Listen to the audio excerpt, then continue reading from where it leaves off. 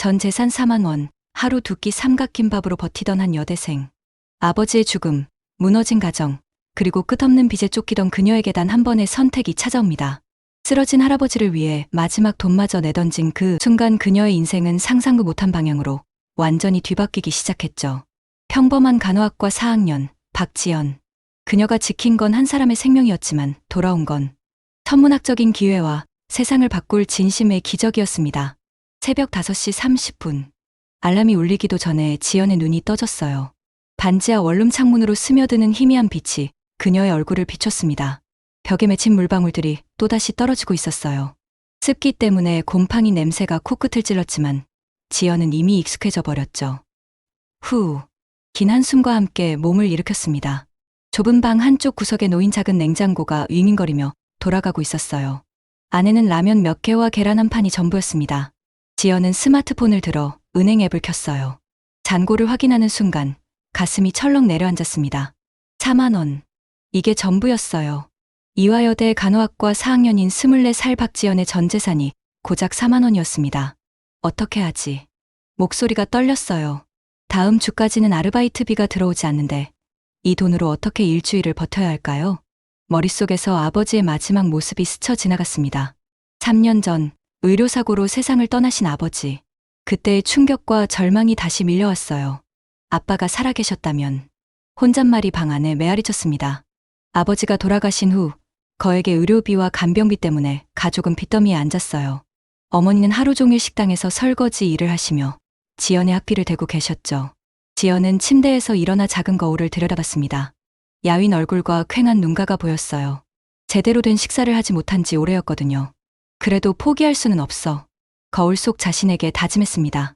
간호사가 되겠다는 꿈만은 절대 놓을 수 없었어요. 아버지의 죽음을 계기로 품게 된 이 꿈. 아픈 사람들을 돌보며 생명을 구하는 일. 그것만이 지연에게 남은 희망이었습니다. 세수를 하고 간단히 몸을 정리한 지연은 편의점으로 향했어요. 새벽 6시부터 오전 10시까지 4시간 동안의 아르바이트가 시작되는 거였죠. 편의점 사장은 지연을 보자마자 인상을 찌푸렸습니다. 요즘 자주 늦네. 대학생이라고 대충 하면 안 돼. 죄송해요. 앞으로 주의하겠습니다. 지연은 고개를 깊숙이 숙였어요. 이 일자리마저 잃으면 정말 끝이었거든요. 아르바이트를 마치고 학교로 향하는 길. 지하철비를 아끼기 위해 걸어가면서 지연은 가방 속 교과서들을 만져봤습니다. 간호학 개론, 인체생리학, 병리학. 무거운 책들이지만 그 안에 자신의 미래가 담겨 있다고 생각하니 마음이 조금 가벼워졌어요. 이화여대 정문을 지나 도서관으로 향했습니다. 오후 수업 전까지 이곳에서 간호사 국가고시를 준비해야 했거든요. 도서관 3층 열람실. 지연의 자리는 구석진 곳이었어요. 다른 학생들의 시선을 피하기 위해서였죠. 명품 가방과 깔끔한 옷차림의 동기들 사이에서 지연은 항상 위축감을 느꼈거든요. 지연아, 점심 같이 먹을래? 옆자리에 앉은 민정이가 말을 걸었습니다. 아, 미안. 나는 공부 좀 더 하려고. 지연은 애써 밝게 웃으며 거절했어요. 사실은 점심값이 없어서였지만 차마 그 말은 할 수 없었죠. 민정이가 떠난 후 지연은 가방에서 삼각김밥 하나를 꺼냈습니다. 편의점에서 할인 시간에 산 것이었어요. 이것도 사치인가? 씁쓸한 마음으로 김밥을 한 입 베어 물었습니다. 오후 3시. 지연은 책을 정리하며 자리에서 일어났어요. 4시부터 카페에서 아르바이트를 해야 했거든요. 도서관을 나서면서 지연은 하늘을 올려다봤습니다. 맑은 가을 하늘이 눈부시게 푸르렀어요. 언젠가는 나도. 작은 희망을 품으며 발걸음을 옮겼습니다. 그때만 해도 몰랐어요. 몇 분 후 자신의 인생을 완전히 바꿔놓을 운명적인 만남이 기다리고 있다는 것을. 횡단보도 앞에 서서 신호를 기다리며 지연은 가방 속 휴대폰이 진동하는 것을 느꼈습니다. 어머니의 문자였어요. 지연아, 밥은 제대로 챙겨 먹고 있니? 엄마는 괜찮으니까 내 몸만 잘 챙겨라. 순간 눈시울이 뜨거워졌습니다. 어머니의 사랑이 가슴 깊이 와닿았어요. 엄마, 미안해요. 그리고 고마워요. 마음속으로 중얼거리며 지연은 다시 걸음을 내딛었습니다. 그 순간이었어요. 앞에서 비틀거리며 걸어오던 할아버지 한 분이 갑자기 쓰러지는 게 보였습니다. 지연의 심장이 빠르게 뛰기 시작했어요. 지난 4년간 배운 모든 것이 머릿속을 스쳐 지나갔습니다. 이제 진짜 시험이 시작되는 거였어요. 지연의 입에서 작은 비명이 터져 나왔어요.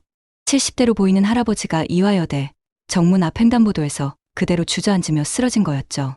검은색 낡은 점퍼를 입고 계신 할아버지의 얼굴이 순식간에 창백해졌습니다. 지연의 심장이 쿵쿵 뛰기 시작했어요. 응급 상황이야. 머릿속에서 4년간 배운 간호학 지식들이 번개처럼 스쳐 지나갔습니다. 기도 확보, 의식 확인, 맥박 체크. 주변 사람들이 하나둘씩 모여들기 시작했어요. 하지만 모두들 거리를 두고 구경만 할 뿐이었죠.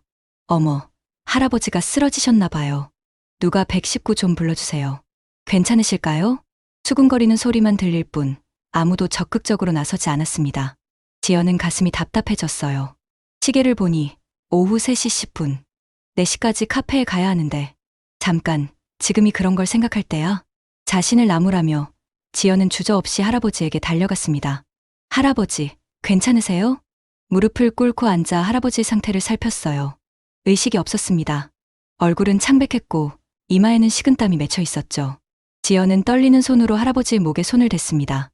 경동맥에서 맥박을 찾으려고 했어요. 있어. 맥박이 있어. 하지만 너무 약해. 다행히 숨은 쉬고 계셨지만 호흡이 얕고 불규칙했습니다. 누구든지 119 좀 불러주세요. 지연이 큰 소리로 외쳤어요. 목소리에 다급함이 묻어났습니다.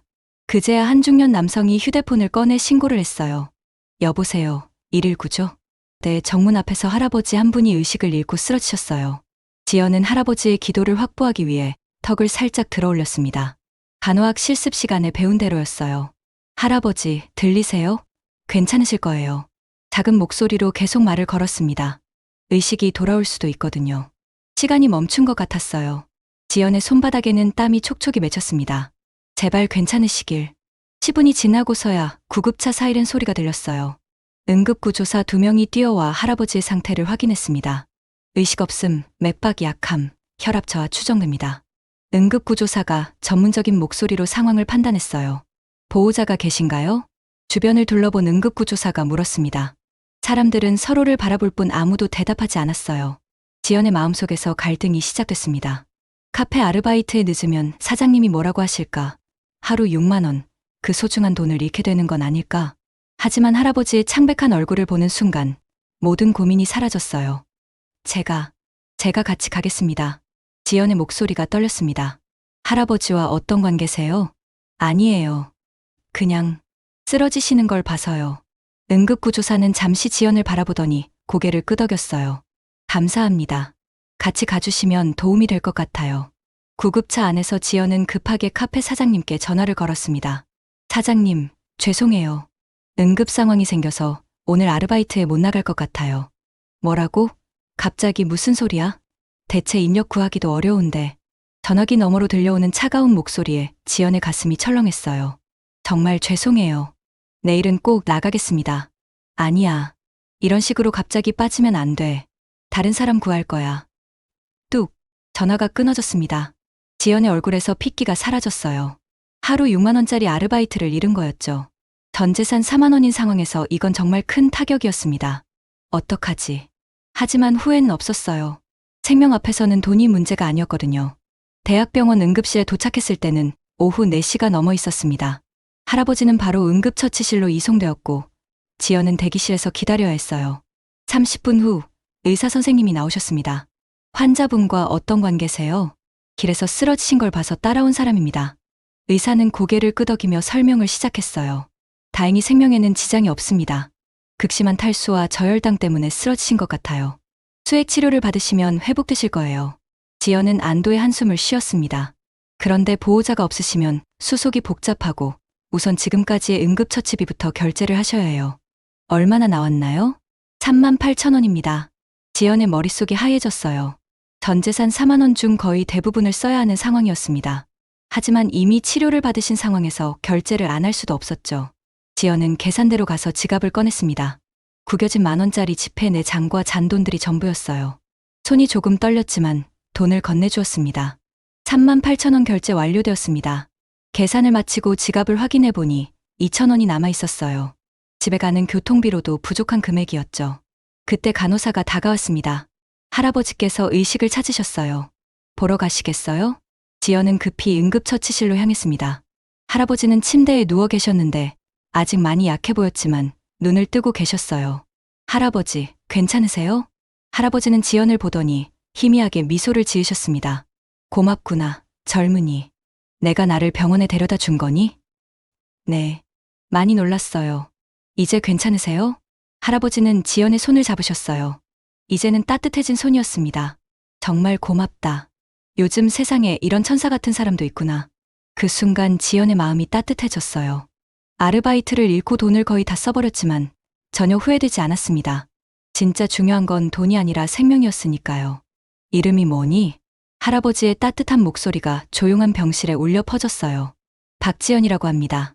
지연이. 좋은 이름이구나. 나는 정연철이야.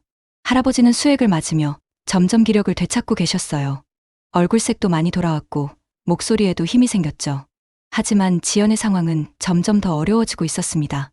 가방 속 휴대폰이 계속 진동했어요. 어머니의 전화였습니다.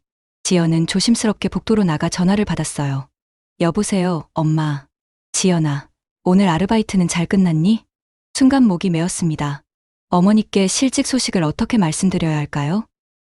응, 잘 끝났어. 거짓말이 입에서 나왔어요. 어머니를 걱정시키고 싶지 않았거든요.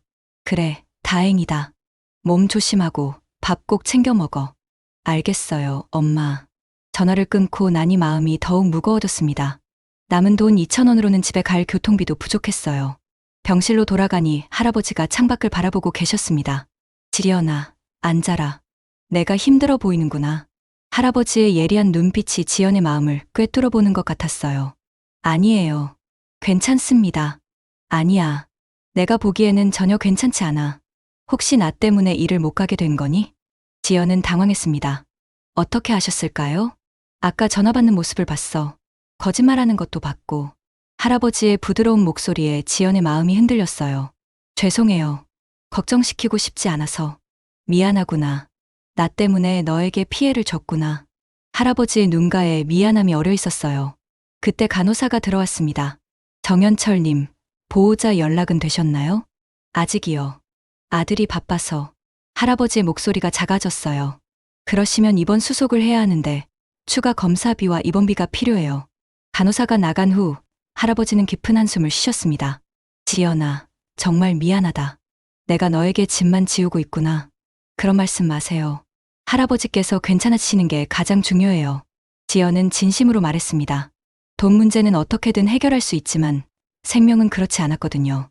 저녁 7시가 되었어요. 병실 창문으로 어둠이 내려앉기 시작했습니다. 지연아, 집에 가야 하는 거 아니니? 아니에요. 할아버지 혼자 두고 갈 수 없어요. 사실 집에 갈 교통비도 없었지만 그보다는 할아버지가 걱정되었어요. 고마운 아이구나. 하지만 내가 이렇게 고생할 이유는 없어. 할아버지가 지연의 손을 꼭 잡았습니다. 할아버지, 저는 간호학과 학생이에요. 이런 일이 제 공부가 되기도 해요. 간호학과 학생이라고? 할아버지의 눈빛이 반짝였어요. 네, 간호사가 되는 게 제 꿈이에요. 왜 간호사가 되고 싶어 하니? 지연은 잠시 망설였다가 아버지 이야기를 들려드렸어요. 의료사고로 돌아가신 아버지, 그리고 그때부터 품게된 간호사의 꿈을 말이죠. 할아버지는 조용히 듣고 계셨습니다. 가끔 고개를 끄덕이며 지연의 이야기에 깊이 공감하고 계시는 것 같았어요. 참 어려운 길을 걸어왔구나. 괜찮아요. 제가 선택한 길이니까요. 하지만 혼자서는 너무 힘들 텐데. 그때 병실 문이 열렸어요. 깔끔한 정장을 입은 중년 남성이 들어왔습니다.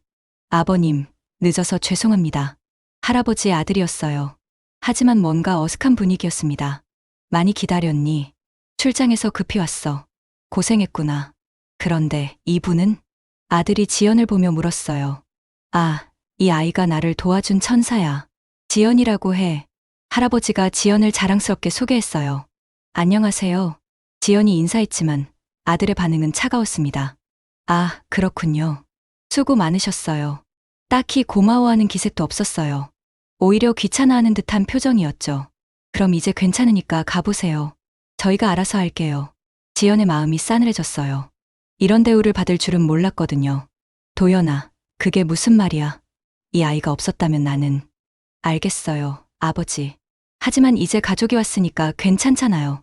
아들의 목소리에는 짜증이 섞여 있었어요. 지연은 일어났습니다. 더 이상 있기가 민망했거든요. 할아버지, 그럼 저는 이만 가겠습니다. 빨리 나으세요. 지연아, 잠깐만. 할아버지가 말리려 했지만 지연은 이미 문 밖으로 나가고 있었어요. 복도에서 발걸음을 멈춘 지연의 눈에 눈물이 맺혔습니다. 내가 뭘 기대했던 걸까? 아르바이트도 잃고 돈도 거의 다 쓰고 결국 이런 대우를 받게 되다니. 하지만 후회는 하지 않았어요. 할아버지의 따뜻한 미소와 고마워하시던 모습이 떠올랐거든요. 그때 뒤에서 누군가가 불렀어요. 지연 양. 돌아보니 정장을 입은 다른 남성이 서 있었습니다. 안녕하세요. 저는 이민호 변호사라고 합니다. 그가 건넨 명함을 보고 지연은 깜짝 놀랐어요. 대성법무법인. 국내 최고 수준의 로펌이었거든요. 혹시 시간이 되시면 잠깐 이야기를 나눌 수 있을까요? 정연철 어르신께서 당신에게 꼭 전하고 싶은 말씀이 있으시다고 해서요. 지연의 마음이 다시 뛰기 시작했어요. 뭔가 예상치 못한 일이 벌어지려는 건 아닐까요? 다음날 오후 2시. 지연의 반지하 원룸문 앞에 검은색 고급 승용차가 서 있었어요. 이 허름한 동네에서는 절대 볼 수 없는 차였죠. 똑똑똑. 정중한 노크 소리가 들렸습니다. 지연은 서둘러 문을 열었어요.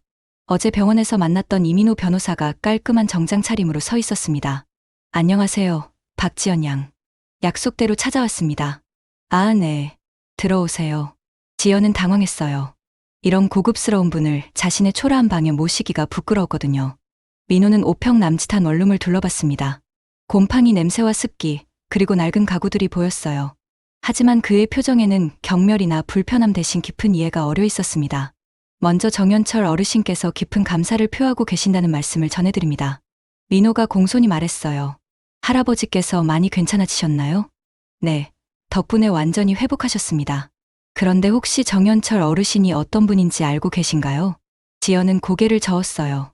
그냥 평범한 할아버지라고 생각했거든요. 민호는 가방에서 신문 스크랩을 꺼내 책상 위에 올려놓았습니다. 대성 메디컬 그룹 창립 30주년 기념식. 큰 제목 아래 할아버지의 사진이 선명하게 실려 있었어요. 지연의 눈이 커졌습니다. 정연철 어르신은 대성 메디컬 그룹의 창립자이자 회장님이십니다. 네. 지연의 입이 벌어졌어요. 대성 메디컬 그룹이라니 국내 최대 의료기업 중 하나였거든요. 그럼 할아버지께서는? 네, 맞습니다. 국내 의료계의 거장이시죠. 지연의 머릿속이 하얘졌어요. 자신이 도운 분이 그런 대단한 분이었다니. 어르신께서는 평소 소박한 생활을 즐기십니다. 화려한 것보다는 사람들의 진심을 보고 싶어 하시거든요. 민호가 차분히 설명했어요. 그동안 수많은 사람들이 어르신께 도움을 요청했지만 대부분은 그분의 지위와 재산을 보고 접근한 경우였습니다. 지연은 가슴이 두근거렸어요. 하지만 지연 양은 달랐습니다. 그분이 누구인지 전혀 모르는 상황에서 순수한 마음으로 도움을 주셨죠. 저는 그냥 당연한 일을 하셨다고 하실 테지만 요즘 세상에서 그런 당연한 일을 하는 사람이 얼마나 될까요? 민호의 목소리에 감동이 묻어났어요. 어르신께서 특히 감동받으신 부분이 있어요. 지연 양이 전 재산을 써가며 치료비를 지불하셨다는 거예요. 지연의 얼굴이 빨개졌어요. 어르신께서 지연 양의 상황을 알아보셨습니다. 민호가 또 다른 서류를 꺼냈어요. 간호학과 4학년, 의료사고로 아버지를 잃고 경제적 어려움을 겪고 있는 가정 환경까지 말이죠. 지연은 깜짝 놀랐어요. 그런 개인적인 이야기까지 어떻게 하셨을까요? 병원에서 지연 양을 지켜보시면서 모든 걸 파악하셨어요. 아르바이트도 잃고 돈도 거의 다 쓰면서도 할아버지를 돌보는 모습을 보셨거든요. 민호는 가방에서 두꺼운 봉투를 꺼냈습니다. 어르신께서 작은 감사의 표시라고 하시면서 이걸 전해달라고 하셨어요. 지연은 떨리는 손으로 봉투를 받았어요. 안에 뭐가 들어있나요? 200만 원입니다. 어르신께서 받으신 도움에 비하면 정말 작은 금액이라고 하시더군요. 지연의 손이 더욱 떨렸어요. 200만 원이라니 자신에게는 천문학적인 돈이었습니다. 아니에요. 이건 너무 큰 돈이에요. 어르신께서 그런 반응을 보이실 거라고 하시더군요. 민호가 웃으며 말했어요. 그래서 이것도 준비하셨습니다. 이번에는 정식 서류를 꺼냈어요. 대성 메디컬 그룹에서 운영하는 의료 장학재단이 있습니다. 어르신께서 지연 양을 장학생으로 추천하셨어요. 지연은 서류를 들여다봤어요. 자신의 이름이 선발자로 기록되어 있었습니다. 졸업까지 전액 장학금과 함께 매월 100만 원의 생활비를 지원받게 됩니다. 정말인가요? 지연의 목소리가 떨렸어요. 그리고 졸업 후에는 대성대학병원 간호사로 특별 채용이 확정되어 있어요. 해외 연수 기회도 주어지고요. 지연은 꿈을 꾸는 것 같았어요. 며칠 전까지만 해도 전 재산 4만 원으로 하루하루를 버티던 자신이 이런 기회를 얻게 되다니. 정말 괜찮은 건가요? 저는 할아버지께 그렇게 큰 도움을 드린 것도 아닌데 어르신께서 그러시더군요.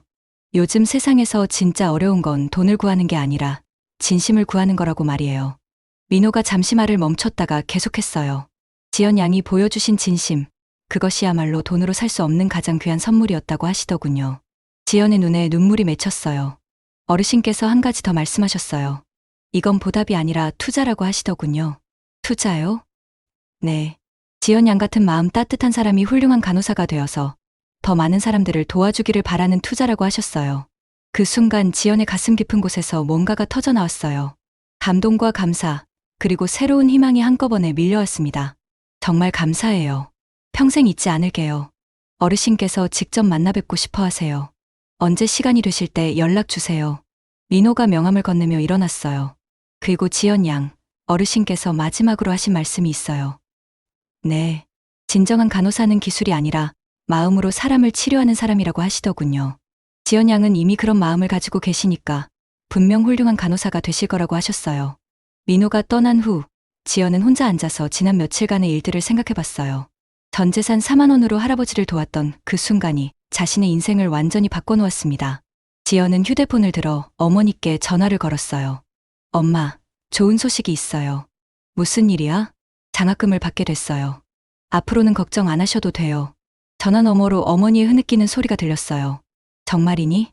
우리 지연이가. 네, 엄마. 이제 정말 간호사가 될 수 있을 것 같아요. 그날 밤 지연은 오랜만에 편안하게 잠들 수 있었어요. 미래에 대한 걱정 대신 희망찬 꿈들이 마음을 가득 채웠거든요. 3년 후, 대성대학병원 간호사실에서 하얀 유니폼을 입은 지연이 환자들을 돌보고 있었어요. 이제는 4년차 간호사가 된 그녀의 얼굴에는 자신감과 따뜻함이 동시에 빛나고 있었죠. 박 간호사님, 사무실 환자분이 찾으세요. 후배 간호사가 다가와 말했어요. 알겠어요. 바로 갈게요. 지연은 미소를 지으며 병실로 향했습니다. 간호사가 된 후 매 순간이 보람찬 나날이었어요. 그때 휴대폰이 울렸습니다. 정연철 할아버지였어요. 할아버지, 안녕하세요. 지연아, 오늘 시간 되니? 할아버지가 너에게 줄 게 있어. 네, 퇴근 후에 뵐게요.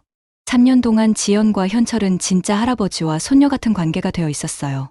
매주 만나서 이야기를 나누고 현철은 지연에게 인생의 지혜를 전해주었죠. 저녁 7시, 현철의 집. 소박하지만 따뜻한 집에서 현철이 지연을 기다리고 있었어요. 할아버지, 무슨 일이세요? 앉아라, 지연아. 할아버지가 이제 나이가 많아져서 말이야. 현철의 목소리가 평소보다 조용했어요. 지연의 가슴이 불안해졌습니다. 혹시 어디 아프신 건 아니죠? 아니야. 다만 할아버지가 너에게 꼭 전하고 싶은 말이 있어서. 현철은 서재에서 편지 한 통을 가져왔어요. 이건 할아버지가 너에게 쓴 편지야. 지금 읽어도 되고 나중에 읽어도 돼. 지연은 편지를 받으며 눈시울이 뜨거워졌어요. 할아버지, 왜 갑자기 이런 걸. 지연아, 할아버지가 너를 만난 건 내 인생 최고의 행운이었어. 현철의 눈가에 주름이 더 깊어 보였어요. 할아버지도 그래요. 할아버지 덕분에 제가 지금의 저가 될 수 있었어요. 아니야. 너는 원래 그런 아이였어. 할아버지는 그걸 발견해서 도와준 것뿐이야. 현철은 작은 상자를 하나 더 꺼냈어요. 이건 할아버지의 마지막 선물이야. 상자를 열어보니 고급스러운 반지가 들어있었어요. 이건 할아버지가 젊었을 때 할머니께 선물한 반지야. 이제 너에게 물려주고 싶구나. 할아버지, 언젠가 너도 좋은 사람을 만나 가정을 꾸리게 될 텐데 그때 이 반지가 도움이 될 거야. 지연은 더 이상 눈물을 참을 수 없었어요. 6개월 후, 현철이 평화롭게 세상을 떠났습니다. 병원에서 마지막까지 지연의 손을 잡고 계셨어요. 지연아, 받은 사랑을 다른 사람들에게 나누어줘. 그것이 현철의 마지막 말씀이었어요. 장례식 날, 수많은 사람들이 현철을 그리워하며 찾아왔어요. 그가 도왔던 사람들, 장학금을 받은 학생들, 의료진들. 지연은 그 모든 모습을 보며 깨달았어요. 정말 위대한 사람은 많은 걸 가진 사람이 아니라 많은 사랑을 나눈 사람이라는 걸 말이에요. 장례식 후 민호 변호사가 지연에게 다가왔어요. 지연 양, 회장님께서 당신에게 유언을 남기셨어요. 현철의 마지막 유언은 간단했어요. 지연이 정연철 의료봉사 장학재단을 이끌어달라는 것이었죠. 제가 그런 큰 일을 할 수 있을까요? 회장님께서 확신하고 계셨어요. 당신이라면 할 수 있다고 말이에요. 1년 후, 지연은 재단 이사장이 되어 어려운 환경의 의료계 학생들을 돕기 시작했어요. 매달 장학금 수여식이 열렸고 지연은 그때마다 학생들에게 현철의 가르침을 전했죠. 진정한 의료진은 기술이 아니라 마음으로 환자를 치료하는 사람이에요. 어느 날 장학금을 받은 학생 중 한 명인 수진이 지연을 찾아왔어요. 선배님, 저도 나중에 선배님처럼 어려운 사람들을 도와주고 싶어요. 그래, 수진아. 내가 받은 사랑을 다른 사람들에게 나누어 주는 거야. 지연은 현철의 말씀을 그대로 전했어요. 2년 후, 지연은 같은 병원에서 일하는 의사 준호와 결혼했어요. 결혼 반지는 현철이 물려준 그 반지였죠. 이 반지에는 특별한 의미가 담겨 있어요. 지연이 준호에게 현철의 이야기를 들려주었어요. 정말 대단한 분이셨네요. 저도 그분의 정신을 이어받겠어요. 결혼식 날, 지연은 현철의 사진을 신랑 신부석 옆에 모셔놓았어요. 하늘에서도 축복해 주시길 바라는 마음이었죠. 3년 후, 지연과 준호 사이에 딸 지아가 태어났어요. 지연의 지와 사랑 아를 합친 이름이었죠. 지아야, 엄마가 너에게 들려줄 이야기가 있어. 지아가 5살이 되었을 때, 지연은 현철의 이야기를 들려주기 시작했어요. 옛날 옛적에 천사 같은 할아버지가 계셨단다. 그 할아버지는 엄마에게 정말 소중한 걸 가르쳐 주셨어. 뭘 가르쳐 주셨어요? 진정한 부자는 돈을 많이 가진 사람이 아니라 사랑을 많이 나누는 사람이라는 거야. 지아는 눈을 반짝이며 들었어요. 현재, 지연은 이제 간호부장이 되어 후배들을 이끌고 있어요. 정현철 의료봉사 장학재단은 지금까지 500명의 학생들을 도왔고 그 학생들 역시 각자의 자리에서 다른 사람들을 돕고 있어요. 매년 현철의 기일이 되면 지연은 묘소를 찾아가 그의 소식들을 전해드려요. 할아버지, 올해도 많은 학생들이 할아버지의 사랑을 받았어요. 그리고 그 아이들도 다른 사람들을 돕기 시작했어요. 바람이 불어와 나무숲들이 사각거렸어요. 마치 현철이 잘했다고 대답해 주시는 것 같았죠. 할아버지, 지아도 이제 의사가 되고 싶다고 해요. 할아버지의 정신이 3세대로 이어지고 있어요. 올해 20살이 된 지아는 정말로 의대에 진학했어요. 그리고 어려운 환경의 학생들을 도우며 공부하고 있죠. 엄마, 저도 할아버지처럼 많은 사람들을 도와주고 싶어요. 그래, 지아야. 사랑은 나누면 나눌수록 더 커지는 거란다. 지연은 딸을 안으며 생각했어요. 현철의 사랑이 이렇게 계속해서 전해지고 있다는 것이 얼마나 아름다운 일인지 말이에요. 저녁 하늘에 별들이 반짝이고 있었어요. 그 중에서 가장 밝은 별 하나가 현철인 것 같았죠. 할아버지, 정말 감사해요. 할아버지의 사랑이 영원히 이어질 거예요. 작은 속삭임이 바람에 실려 하늘로 올라갔어요. 어디선가 따뜻한 웃음소리가 들려오는 것만 같았죠.